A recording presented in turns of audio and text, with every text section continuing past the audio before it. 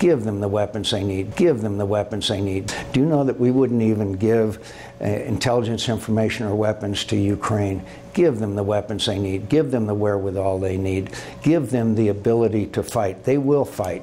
Bomb Iran, you know. Bomb. Anyway.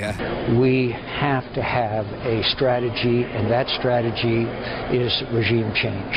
And anything short of that path, I think, would be harmful. The situation in Nicaragua will not improve economically for the people if we cut off aid to the Contras. In fact, it'll probably worsen. The only way that the economic conditions of the people in Nicaragua will improve is if the kind of government that's representative of the people is installed. As we have in the past, we can help facilitate weapons to get to the hands of the Libyan military, those who are fighting against Gaddafi. I think we could facilitate, as we did in the Afghan conflict against the Russians. I would be launching airstrikes not only in Iraq, but in Syria. I was proud to be a foot soldier in the Reagan Revolution. Look, I'm a Ronald Reagan Republican. I believe we have to win here. I believe in freedom. Bomb Iran. Aid to the Contras. Bomb Iran. Aid to the Contras. I could show the president targets on the map today that he could be bombing and killing ISIS people, the same ones that carried out this hideous decision. Why the delay in a bombing campaign in Syria? The only way that the economic conditions of the people in Nicaragua will improve is if the kind of government that's representative of the people is installed. I would have started 2 years ago supplying weapons to the Syrian opposition, and I think that Bashar Assad would have been gone. The Sandinista government doesn't indicate that without the pressure, the military pressure of the Contras, that they will indeed come in compliance. I keep hearing over and over and over and over, give peace a chance. I would ask what kind of peace we want to give. My friends, I will have an energy policy that we will be talking about, which will eliminate our dependence on oil from the Middle East, that will then prevent us from having ever to send our young men and women into conflict again in the Middle East. Yeah, there's something on here. Huh, that's weird. If, as reports suggest, the CIA has been giving arms to the rebels, if you assume and that's by the way, true, it's not true right, to start with, and second of all, what they're giving isn't the kind of weapons they need. Lethal aid should be extended, and I think it's absolutely insane that it was rejected. If it hadn't been for Iron Dome, the Israelis would be in Gaza right now. And so that's a worthwhile U.S. investment. When we talk about foreign aid, we're a border state, and I think we would understand that Israel is being attacked with hundreds of missiles from a border state, Gaza. What would we do as Arizonans if there were hundreds of missiles that were cascading in from Mexico? I think we would react the way that the Israelis have. If there were hundreds of missiles that were cascading in from Mexico, I think we would react the way that the Israelis have. My reading of the threat from Iran is that if Iran acquires nuclear weapons, it's an existential threat to the state of Israel, and it is a threat to the region because the other countries in the region will feel a compelling requirement to acquire nuclear weapons as well. Now, we cannot allow a second Holocaust, a second Holocaust, a second Holocaust, a second Holocaust. Yeah, there's something on here. Huh, that's weird. And then we ended up with 6 million Jews being incinerated with the same kinds of gas that is now being sprayed on to innocent Syrian people. And anybody who saw those pictures, and I know you did, of those children stacked up, those dead bodies, my friends, you have got to be moved by this. Now, you may be against American involvement, but you can't help but break your heart when you see the bodies of innocent people stacked up who have been murdered by a guy who's a mass murderer. So my answer to you is there will not be a single American at risk at any time if we give the weapons to the people who are fighting for freedom. It's not going to be over right away. There's going to be other wars. I'm sorry to tell you, there's going to be other wars. We will never surrender, but there will be other wars. And right now we're going to have a lot of PTSD to treat, my friends. Everyone in the National Security Team recommended arming ISIS, and the president by himself turned it down. Just like by himself, he decided not to strike Syria after he said that they'd crossed the red line. And on top of that, I am concerned about this report about Syrian rebels and the ceasefire with ISIS. Senator But Paul, that's not true. Well, it's not true. It's not not true. Whether I don't care about the report. I know these people intimately. We talk to them all the time. But also let me point out that if we are going to conduct a conflict the way you are describing it, and I'm afraid that's the case. This is reminiscent of Vietnam, the gradual escalation that ended up in one of the worst defeats that America has ever suffered. Let me ask you about what your colleague Rand Paul said about it this morning. He said it's a mistake to arm them. Most of the arms that we've given the so-called moderate rebels have wound up in the hands of ISIS because ISIS simply takes it from them, or it is given to them, and we mistakenly actually end up giving it to some radicals. How look, things are very... Has Rand Paul ever been to Syria? Has he ever met with ISIS? Has he ever met with any of these people? No. We're going to have a fight. ISIS had, in fact, had a ceasefire with the rebels, which I think would be problematic, especially if you're giving, as the House voted earlier today, giving arms to the rebels. Yeah, I'd like to make it not so personal. I think that we really have a true policy difference here. I'm not for arming radical jihadists. I'm not for arming radical Islam. And I think most of the weapons, either intentionally or unintentionally, that have been given to the Syrian rebels have basically just gone on through to ISIS. Senator McCain, you were recently in Syria, and as a result of that trip, there were several reports that claimed that you had a photograph taken with a notorious kidnapper named Mohammed Noor. Your spokesman says if that was the case, it was regrettable, but Senator Rand Paul picked up on that and essentially said, if you don't know who you're having your photo taken with, how do you know who you're giving weapons to? Well, I know who I met with, and in fact, I met with a group of Syrians yesterday. They're brave people. They're fighting for freedom. I know who they are. There are some in our party who wanted to give arms to Gaddafi, and then a year later wanted to give money to rebels to overturn Gaddafi. There's a certain inconsistency. I'm very worried about getting involved in a new war in Syria, and people say, well, Assad is such a bad guy. He is. But on the other side, we have al-Qaeda and now Nusra. And then they say there are some pro-Western people, and they say, oh, we're going to vet them. Well, apparently we've got a senator over there who had a picture taken with some kidnappers, so I don't know how good a job we're going to do vetting those who are going to get the arms. Are you concerned about the people that are actually fighting for the opposition here? Any worries about them? Fighting for the opposition? They're my heroes. Sacrifice some of our weapons that are viable, like anti-tank and anti-air weapons, which we have not given them. AK-47s don't do very well against tanks, and give them the support that they are needed to succeed. Look, they also need weapons, but those, I think, could be provided by other countries. Do you not see the U.S. providing weapons for them at this stage? I think we could facilitate, as we did in the Afghan conflict against the Russians, but I think other countries are able to do that. I would be launching airstrikes not only in Iraq, but in Syria. There's at least one senator up there, if he had his way, would be in 15 countries right now, in 15 different civil wars. I do not believe that ground troops are in order, nor would be helpful to the Libyan people in their struggle. I do believe that, as we have in the past, we can help facilitate weapons to get to the hands of the Libyan military, those who are fighting against Gaddafi. We were able to do that in the past. You know what I'm talking about, Senator. There you are. There's the picture.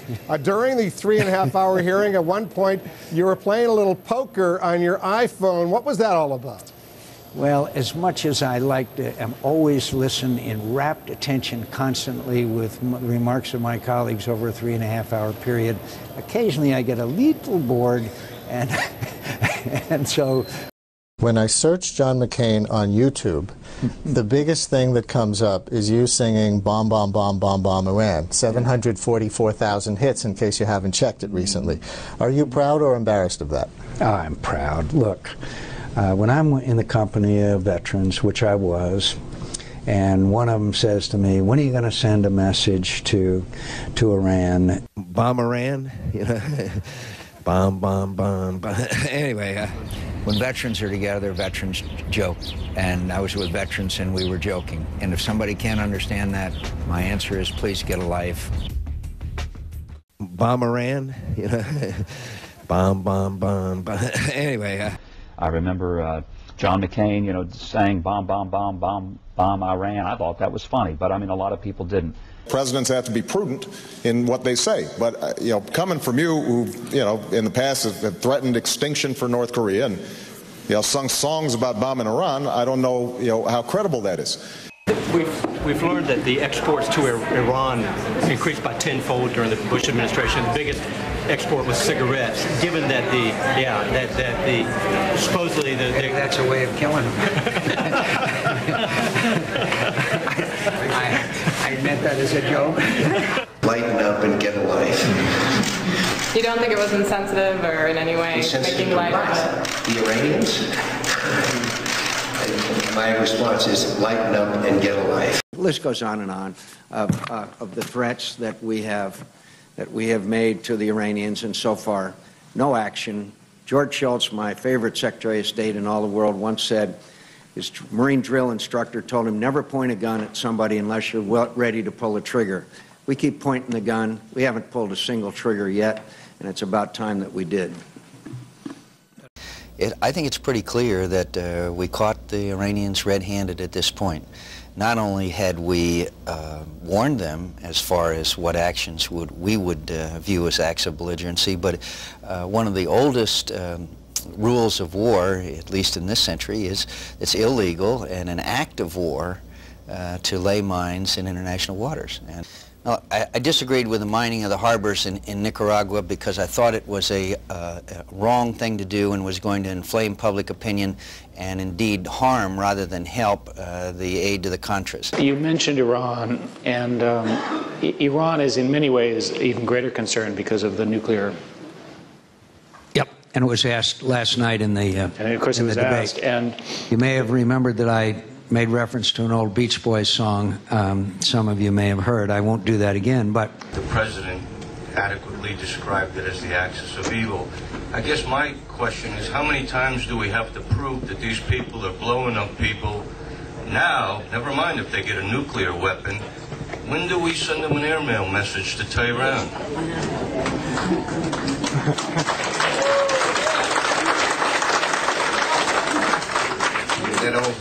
That old Beach Boys song, Bomb Iran? Bomb, bomb, bomb, bomb. Anyway. I mean, I could never support somebody who thinks that it's funny to say bomb, bomb, bomb Iran. That to me is not somebody I could endorse ever.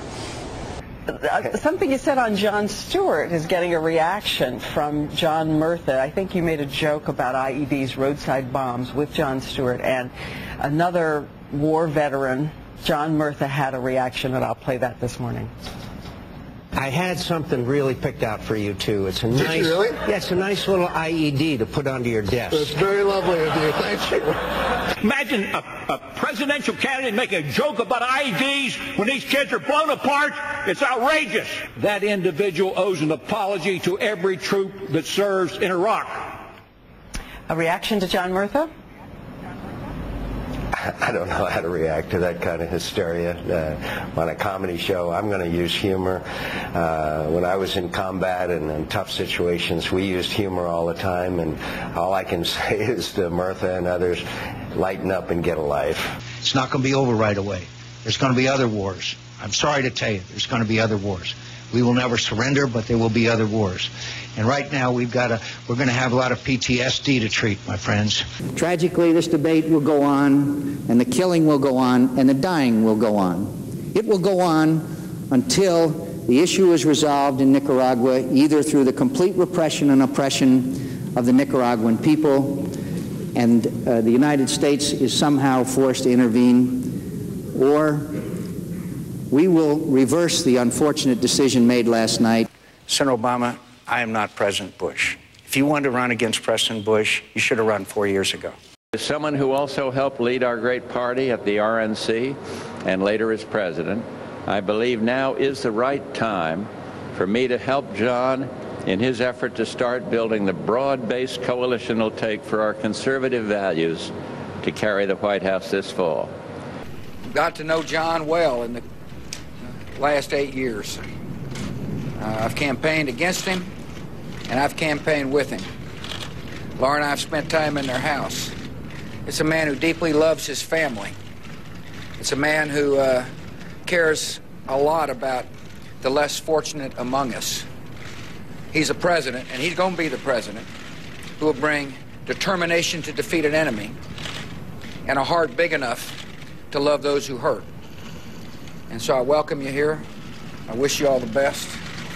I'm proud to be your friend. Thank you, sir. Well, I'm very honored and humbled to have the opportunity to receive the endorsement of the President of the United States, a man who I have great admiration, respect, and affection. Look, the President and I agree on most issues. There was a recent study that showed that I voted with the President over 90% of the time, higher than a lot of my even Republican colleagues. For the presidency of the United States, I'm officially endorsing his candidacy. And today I'm asking my delegates to vote for Senator McCain at the convention. I think we all know that the American people have lost their trust and confidence in their government of the United States. Our failures at Katrina, the war in Iraq, corruption and spending in Washington, we know that. Senator Obama, I am not President Bush. If you wanted to run against President Bush, you should have run 4 years ago. You voted for Bush in 2000. I voted for Bush in 2000 and 2004. Okay. And not only that, far more important than a vote, I campaigned everywhere in America for him. I enjoyed it. I campaigned with him. I did everything I could to get him elected and re-elected president. The main reason we went into Iraq at the time was we thought he had weapons of mass destruction. It turns out he didn't. President Bush has said, even if I knew he did not have biological, chemical, or nuclear program, I still would go into Iraq to topple Saddam Hussein. Would you have? Yes, but the point is that if we had done it right, it's been well chronicled in many books, you and I wouldn't be even discussing that now. President Bush has talked about our staying in Iraq for 50 years. Maybe 100. Is that how long? we've been in South Korea. We've been in Japan for 60 years. We've been in South Korea for 50 years or so. That'd be fine with me, as long as Americans are not being injured or harmed or wounded or killed. Then it's fine with me. You said at one of your town halls recently that it was okay with you if we stayed in Iraq for 100 years. I mean, that requires some explanation.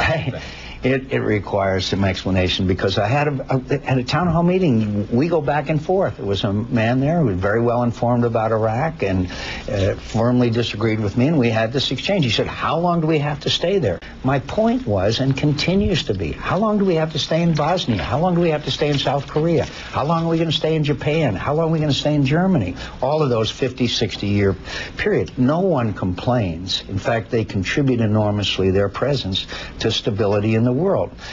The point is, it's American casualties.